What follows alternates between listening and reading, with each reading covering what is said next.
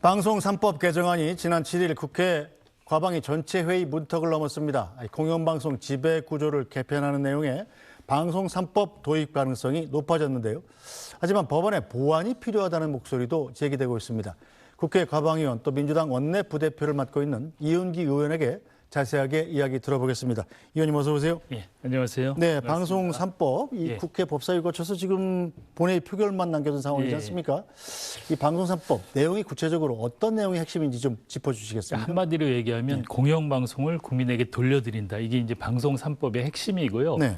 그러니까 방송이 정치적으로 독립해야 된다. 그래서 이제 이번 방송 3법에서는 방송 3법이 KBS, MBC, EBS 3사가 관련이 돼 있는데 국회 추천, 정치권의 이제 정치적 후견주의를 좀 배제하고 축소하기 위해서 정치권에서 추천하는 걸 상당히 줄였고 네. 그 이사 추천 주체를 뭐 시청자 단체, 학계, 또 종사자, 법조계 이렇게 다양화했어요. 그리고 네. 또 하나 특징은 국민들이 직접 공영방송 사장 선임에 직접적으로 역할을 한다는 거예요. 100명의 사장 선임 추천단이 있어갖고 네. 그 국민들이 공영방송 사장이 이제 응모를 하면 거기서 두세 명을 추려갖고 이사회에 이제 드리면 이사회에서 최종적으로 5분의 3의 특별 다수제 거기서 결론이 안 나면 결선 투표를 통해서 사장을 뽑고 이런 과정을 거쳐서 뽑힌 사장은 정치적으로 또 자본으로부터 독립적으로 공영방송을 이끌게 되는 거죠. 그래서 상당히 의미 있는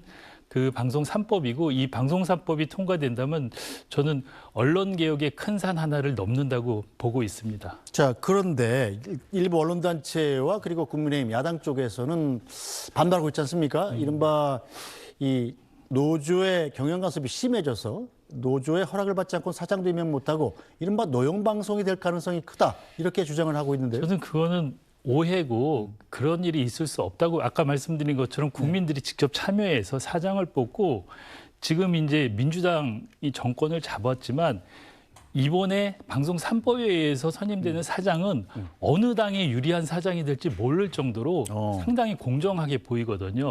그리고 이제 국민의힘 같은 경우에는 방송 3법을 이게 추진한 지가 한 20년 됐습니다. 그리고 이번 22대 국회 요 전에도 그렇고 계속 3법 안을 발의하라 그러는데 발의조차 안 하셨어요. 계속 반대를 위한 반대만 하셨고 발의조차 안 하셔서 명확한 국민의힘의 입장이 없으셨고 그리고 이제 최근에 저희가 소위 통과할 때 보면 국민의힘 의원들끼리도 의견이 갈리는 게 어떤 의원은 국회가 국민의 대의기관이니까 국회에서 100% 그 공영방송 이사를 추천해야 된다고 주장을 하시고 어떤 분은 공영방송 이사 그 국회 추천 몫을 과거보다 민주당이 좀 후퇴했는데 더 높여야 된다 그러고 의견 일치가 안 되세요. 국민 의원들끼리도. 그래서 저희는 이걸 방송 3법을 갖고 국민의힘하고 더 협상할 수도 없고 무의미하다고 생각을 합니다. 자, 그렇다면 이 방송 3법이 생김으로써 근본적으로 공영방송에는 어떤 큰 변화가 일어나게 됩니까? 그러니까 그러니까 한 사례를 들게요. 작년 7월 31일 날 이진숙 방통위원장이 임명이 되고 출근 첫날 밀실에서 MBC와 KBS 이사 80명을 2시간 만에 선임을 했거든요. 근데 그거는 누가 봐도 정권의 입맛에 맞는 사람이 들어가서 공영방송을 장악하겠다는 걸로 보이거든요. 근데 지금 이 구도는 완전히 달라졌거든요. 그리고 아까 제가 말씀드린 방송 3법에 의해서 공영방송 사장을 뽑으면 민주당에 유리할지 국민의힘에 유리할지 알 수가 없습니다. 그리고 얼마 전에 이제 MBC도 한번 이 100명의 국민 추천단이 사장을 뽑았는데 생각보다 좀 다른 결과가 나왔어요. 그래서 저는 상당히 투명하고 공정한 방송법이다. 그리고 그 원래 취지인 공영방송을 국민에게 돌려드린다는 게 이 법이 통과되면 저는 실현될 수 있다고 봅니다. 아직 본회의 통과까지 시간이 좀 있는데 그 사이에 야당과의 협의 등을 통해서 법안이 수정되거나 보완될 가능성은 전혀 없는 건가요? 아까도 말씀드렸지만 국민의힘이 명확한 입장이나 안이 없기 때문에 시간도 그렇고 그런 절차나 과정을 밟기는 쉽지 않아 보입니다. 알겠습니다. 자, 방송 미디어 분야 특히 정부 조직 개편 가운데 특히 이 방통위 정상화 굉장히 시급한 과제 아니겠습니까? 맞습니다. 어떻게 이루어져야 된다고 생각하시나요?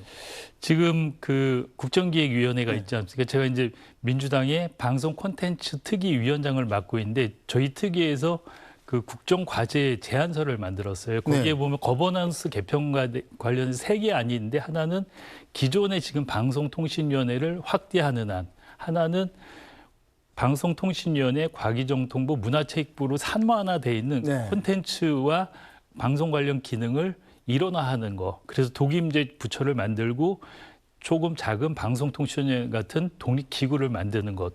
두 번째는 그 독임제 기구를 만들고 작은 위원회를 만드는 그렇게 세 가지 안을 제안을 드렸거든요. 네. 그래서 국정기획위원회에서 검토를 하고 대통령께 보고를 드리면 이건 뭐 상당히 중요한 정부 조직 개편이니까 대통령께서 최종 결정을 하시지 않을까 싶고 그 틀에서 방송통신위원회도 어떻게 될지가 결정되지 않을까 싶습니다. 자, 일단 이진숙 방통위원장 문제는 어떻게 처리하실 계획입니까? 이진숙 방통위원장은 이제 본인의 임기가 8월까지라고 이제 말씀을 네. 하시는데 사실 이진숙 방통위원장이 작년에 오고 방송통신위원회는 완전 식물 상태로 됐거든요. 그러니까 네. 이진숙 방송통신위원장의 위상이나 임기도 중요하지만 방송통신위원회가 완전히 기능을 못 하고 있어요. 그래서 네. 그런 측면에서 국민들이 보는 방송통신위원회를 어떻게 할 건지 이런 측면에서 봤으면 좋겠고, 근데 이진숙 위원장은 지난번에 감사원에서 주의를 받은 그 공무원의 중립 위반, 네. 그리고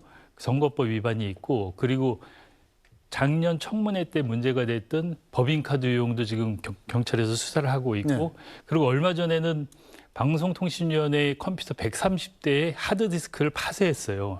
이건 증거인멸이거든요. 네. 그 세 가지 중요한 범죄에 대해서 수사를 받고 있는데 저는 곧 기소되지 않을까 싶어요.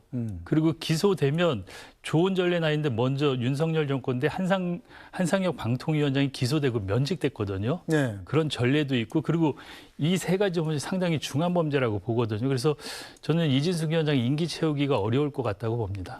알겠습니다. 자, 과방위원으로 나오셨으니까 SKT 해킹 피해 문제도 좀 짚어보겠습니다. 최근 이 사안과 관련해서 SKT 쪽에서 이 통신사 옮길 때 위약금을 면제해줘야 되는 건 아니냐 이런 의견이 있었는데 자 결국은 SKT가 이 안을 수용을 했어요. 거기에 과방에 좀 역할이 있었다고 들었습니다. 예. 과방이 또 제 역할이 좀 있었는데요. 처음에 이제 저희가 4월 30일, 네. 5월 8일 두 차례 SKT 청문회를 했어요. 그 해킹 네. 사태가 그 전무후무한 아주 충격적인 사태였거든요. 청문회를 해서 여러 가지 이제 보안 문제에 대한 지적을 했고 또 하나 쟁점이 뭐였냐면 네.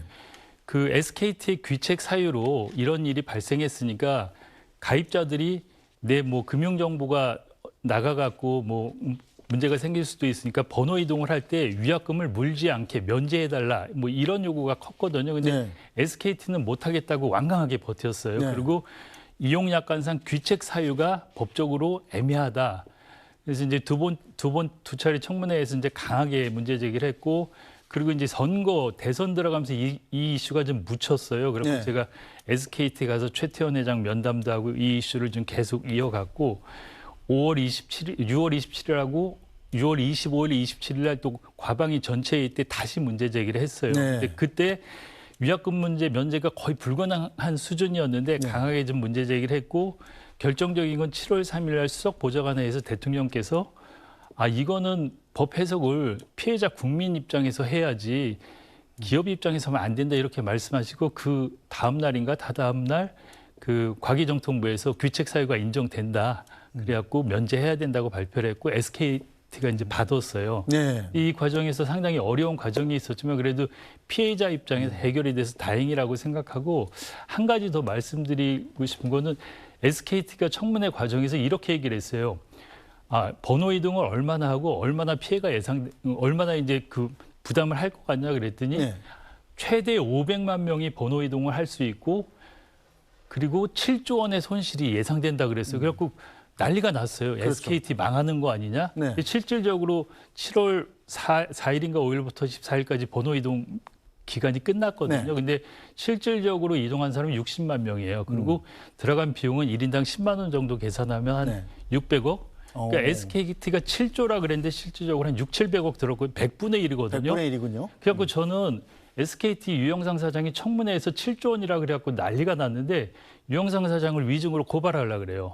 아니 국민을 우롱하고 네. 협박하고 국회를 능멸한 거죠. 알겠습니다. 예, 소비자 보호에 큰 역할을 하셨습니다. 고생하셨군요.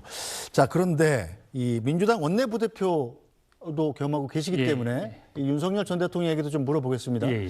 자, 윤석열 전 대통령 지금 내란 재판에 2회 연속으로 지금 출석을 거부하고 있고 특검 수사에는 전혀 협조하지 않고 있습니다. 자, 그러면서 자신의 구속적 부심은 또 신청을 했단 말입니다. 어떻게 보고 계십니까? 저는 이 정도 되면 윤석열 전 대통령께서 겸허하게 국민들한테 사과하고 법적 처벌을 수순히 받아야 된다고 생각합니다. 그리고 지금 3특검이 가동되면서 윤석열 대통령의 측근들이 다 돌아섰지 않습니까? 네. 이제 나 홀로 남았고, 그리고 이 3특검에서 다루는 게 되게 중하잖아요. 그래서 제가 네. 보기에는 뭐 최소 무기징역 아니면 외환죄까지 하면 사형까지도 갈 수 있는데, 이 정도 됐으면 정말 국민 앞에 겸허하게 사과하고 반성하고 법의 심판을 받는 게 맞다고 생각을 합니다. 네, 어쨌든 이 3대 특검이 활발하게 가동 중인데 3대 특검의 수사 범위 안에 지금 국민의힘 의원들도 들어있지 않습니까? 이건 어떻게 보고 계시나요? 저는 이제 12월 3일 날 계엄 비상계엄이 있고 내란이 터졌을 때 국민의힘 의원들이 하는 여러 가지 상황을 보면서 와, 저분들이 나중에 태세 전환을 할 수 있을까? 나중에 저걸 어떻게 감당하실 수 있을까? 그런 생각을 많이 했거든요. 근데 그 어떤 탄핵 표결 때도 그렇고, 그리고 윤석열 대통령 체포 때도 뭐 인해 장벽으로 막았고 네. 여러 가지 일이 있었지 않습니까? 근데 거기에 대해서 이제 책임을 져야죠. 행동에 대해서 책임을 지고, 저는 3특검이 가동되면서 위헌정당 해산까지도 갈 수 있다고 생각합니다. 그리고 내란 수계를 배출한 정당이기도 하고, 또 저는 비상계엄과 내란에 국민의힘 지도부도 관여돼 있지 않을까 싶습니다. 그러면은 국민의힘은 상당히 위험하지 않은가. 알겠습니다. 자, 청문 전국으로 좀 넘어가 보겠습니다. 자, 지금 현재 청문회가 활발하게 진행이 되고 있는데 과방위에서는 최초로 지금 배경우 과기부 장관 후보자의 청문 보고서가 채택이 됐어요. 어떻게 좀 환영할 만한 일이죠? 아니, 사실 과방위가 네. 그 국회 상임위 중에서 법사위하고 과방위가 상당히 격렬한 전장터였는데, 이번에는 여야가 합의를 잘 해주셨어요. 그리고 네. 후보께서 AI 전문가고 상당히 다른 분야, 통신도 그렇고 기초과학 같은 분야도 관심이 많으셨어요. 그래갖고 여야를 떠나갖고 다들 그래도 장관감으로 인정할 수밖에 없었고, 그리고 청문 보고서, 이게 청문회를 월요일 날 하고 화요일 날 청문 보고서를 채택하는데 국민의힘 의원분들도 그래도 흔쾌히 해주셔서 저는 네. 오랜만에 여야가 좀 좋은 모습을 보였다고 생각합니다. 네, 뭐 과방에서는 그렇게 좀 좋은 모습이었는데, 자, 문제는 이진숙 교육부 장관 후보자 그리고 강선우 여가부 장관 후보자 아니겠어요? 어떻게 보고 계십니까 지금?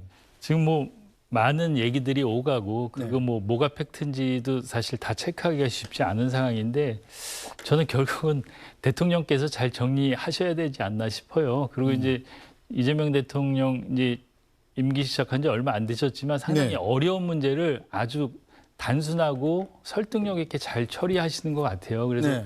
이것도 이제 대통령의 인사권의 문제고, 많은 정보와 많은 얘기가 있지만 결국 대통령께서 현명하게 정리하셔야 되지 않을까 싶습니다. 자, 현명하게 정리를 우회적으로 표현하셨는데 대통령하고 가끔 만나시기도 하실 거 아니에요. 만약에 만나서 자, 강선우 후보자 그리고 이진숙 후보자 어떻게 하는 게 좋겠습니까? 대통령이 물어본다면 어떻게 대답하시겠습니까?